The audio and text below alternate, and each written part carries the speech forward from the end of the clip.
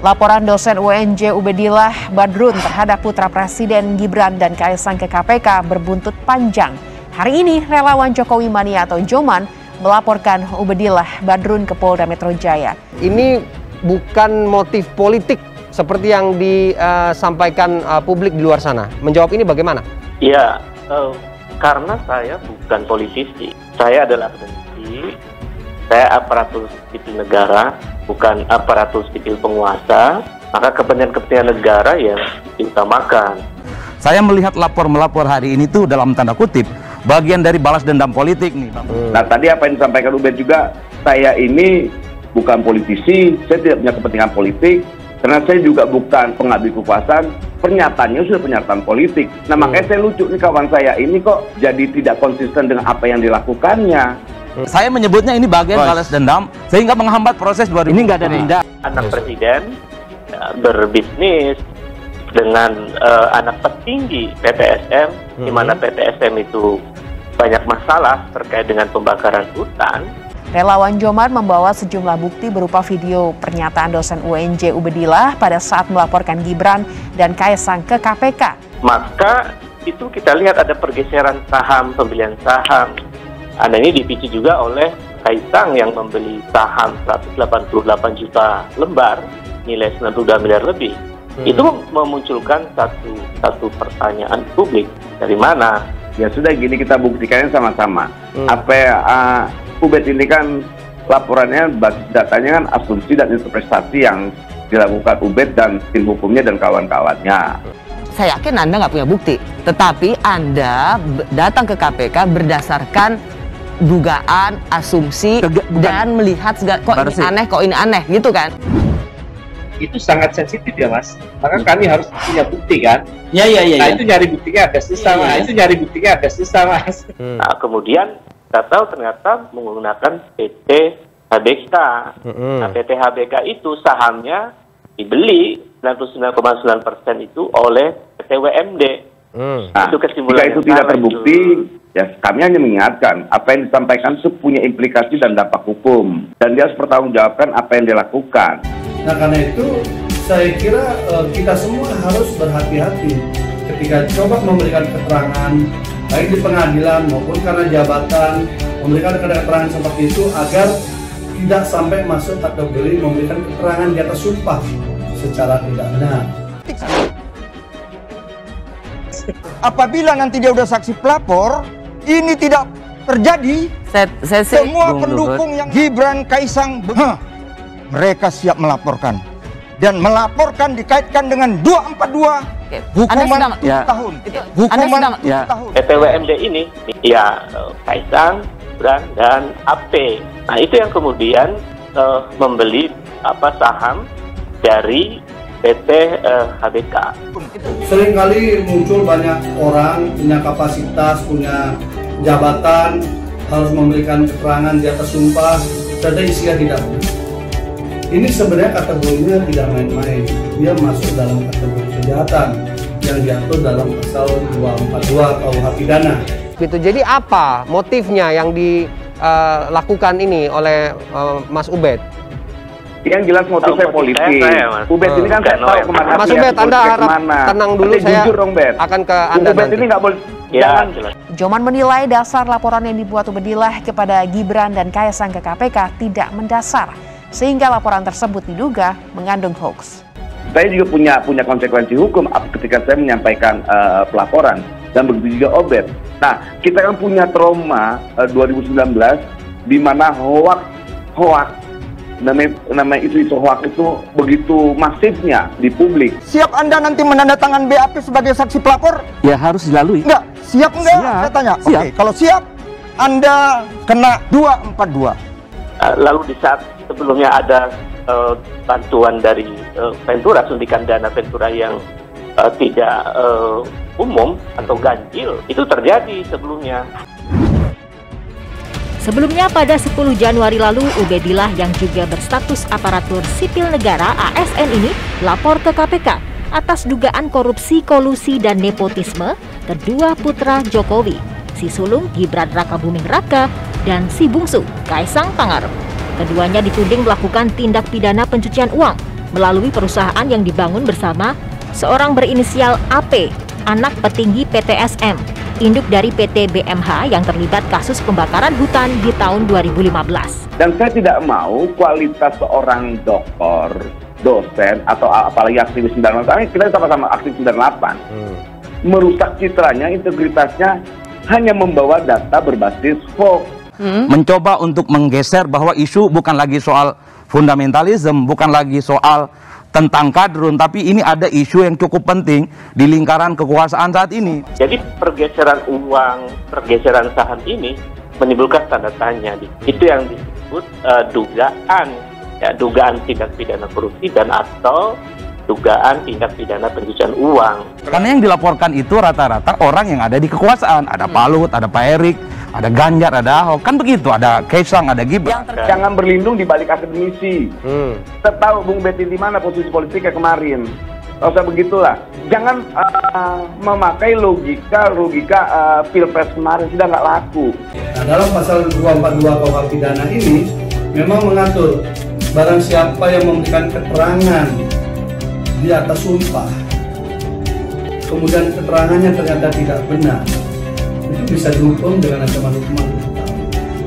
Nah, tentu kami ke KPK membawa data-data, membawa bukti-bukti, ya, yang karena kan harus membuktikan kira-kira ini betul nggak perusahaannya, dan ketika kami dapat secara legal ke sana. Ubed ini harus paham sekali tentang hukum itu sendiri, jangan sampai berbalik ke dirinya sendiri, karena ini bahaya. Indonesia negara hukum, hati-hati, ya, terukurlah kalau bicara, karena ini bahaya loh.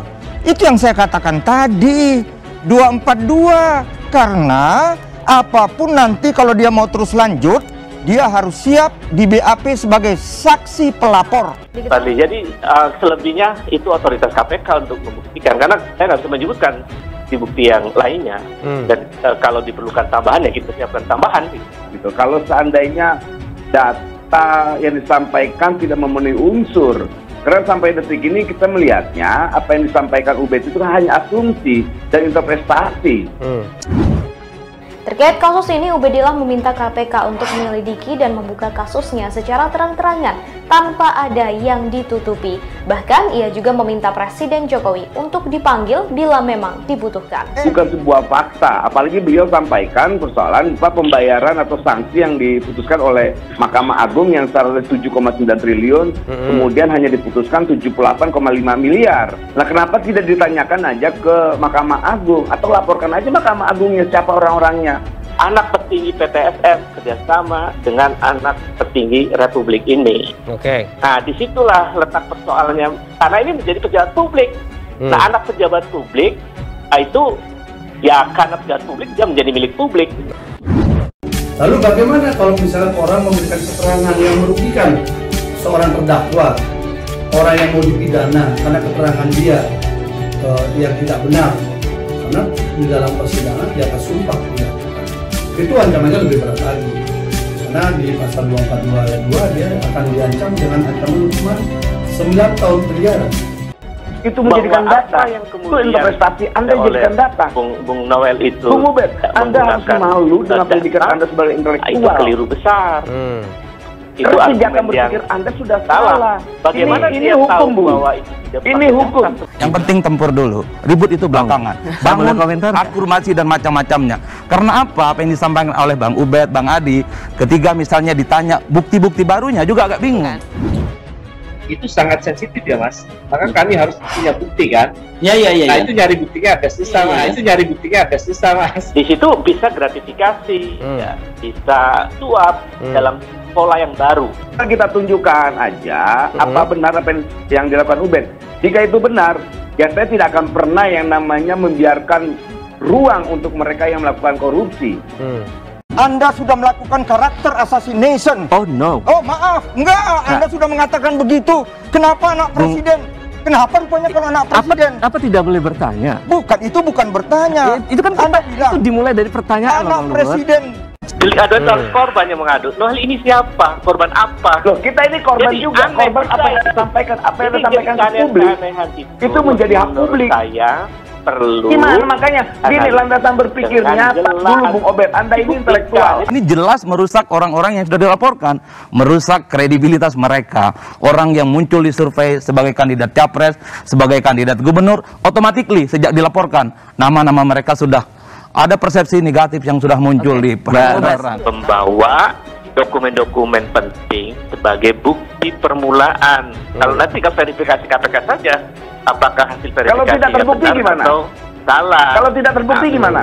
Nah, kalau kemudian itu kita lihat KPK kalau tidak terbukti apa? Gimana? Jangan pakai kalau. Ini bicara tentang hukum loh. Anda tidak pakai kalau-kalau. Ini lagi. Kalau tidak terbukti gimana? Berbicara.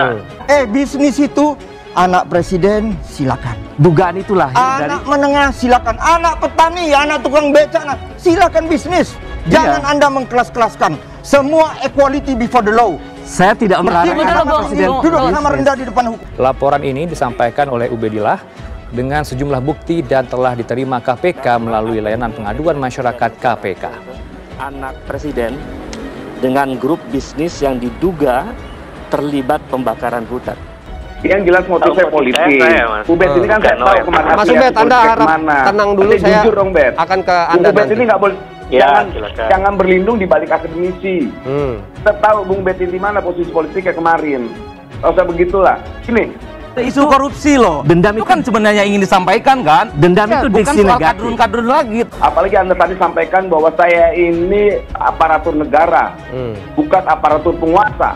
Dan itu pernyataan politik, makanya ini orang kok aneh sih. Nggak malu dengan predikat Anda sebagai doktor, atau dosen, atau intelektual, atau aktivis. Nanti saya ingatkan sekali lagi, keberpihakan itu tidak butuh sebuah intelektualitas. Dia membutuhkan sebuah integritas, Bung. Bung harus sadar itu.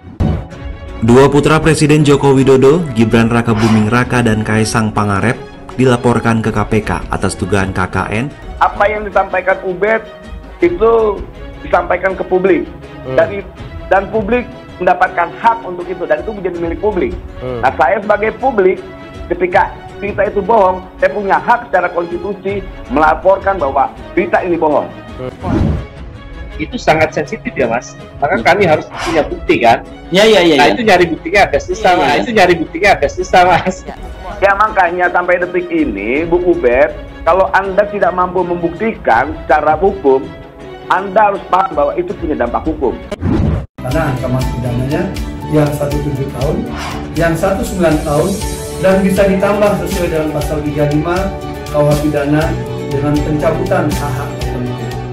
Kita melawan kekuasaan Orde Baru, otoritas dan kediktatorannya berkaitan apa? Karena kekuasaan punya interpretasi sendiri untuk membungkam. Nah, hari ini sama-sama kita buktikan apa yang Anda sampaikan itu benar atau apa yang saya lakukan ini benar. Sama-sama kita uji kebenaran itu melalui pengadilan. Kelompok aktivis 98 bersama relawan Jokowi Mania melaporkan dosen Universitas Negeri Jakarta, Ubedillah Badrun, ke Polda Metro Jaya atas tuduhan penyebaran berita bohong atau hoax pada Jumat siang. Pelapor berharap Ubedillah meminta maaf ke publik. Ini kan sama-sama menganggap bahwa Bung Ubed menyampaikan apa yang dilakukan menjadi kebenaran. Begitu juga saya. Maka pilihan terbaiknya, tadi disampaikan juga Bung Ubed, negara atau bangsa yang beradab itu menempatkan hukum di atas segala-galanya. Biarkanlah proses peradilan atau proses hukum yang menentukan mana yang benar dan mana yang salah.